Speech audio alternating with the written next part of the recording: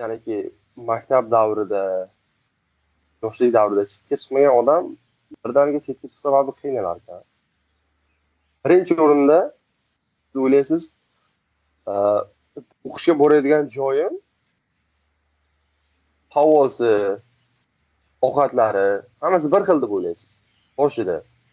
Hech qanaqa qiyinchiliklarga duchor kelmayman, keyin ko'chada kimni ko'rsam hamma menga yordam beradi, aka-ukamga muomala qiladi deb o'ylaysiz.